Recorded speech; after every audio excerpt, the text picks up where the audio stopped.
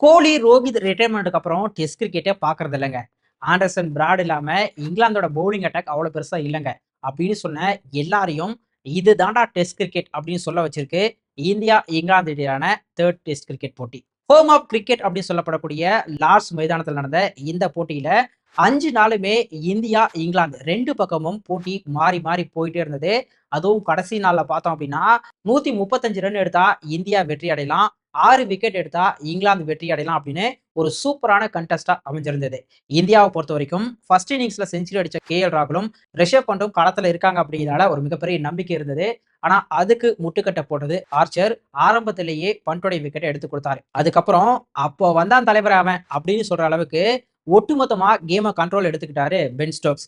KL ராகுலுடைய விக்கெட்டையும் எடுத்தாரு. ஸோ பண்ட், ராகுல் விக்கெட் போனதுக்கு அப்புறம் இந்தியர்களோட நம்பிக்கை போயிடுச்சு அப்படின்னு சொல்லலாம்.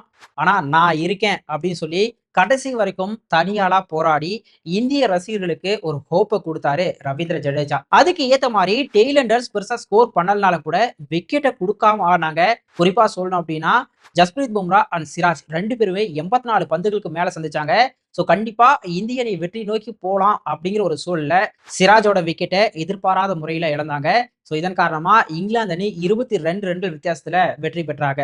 ஸோ இந்த 22 ரன் தான் மார்ஜின் அப்படின்னாலும் கூட இந்திய அணி பந்து வீச்சுல நிறைய எக்ஸ்ட்ராஸ் கொடுத்தாங்க. குறிப்பா சொல்லணும்னா செகண்ட் இன்னிங்ஸ்ல பைஸ் மட்டுமே 25 ரன்களுக்கு மேல கொடுத்தாங்க. மேபி அதை கட் பண்ணியிருந்தா கூட இந்திய அணி ஜெயிச்சிருக்கலாம் அப்படின்னு நிறைய பேர் சொல்றாங்க. சோ ஒட்டுமொத்தமா ஒரு பிளாக் பஸ்டர் போட்டியா இந்த லார்ட்ஸ் டெஸ்ட் அமைஞ்சிருந்தது. என்னதான் இங்கிலாந்து வெற்றி பெற்றாலும் கூட ஜடேஜாவுடைய பேட்டிங் அண்ட் இந்திய அணியுடைய அந்த ஃபைட்டிங் பத்தி நீங்க என்ன நினைக்கிறீங்க?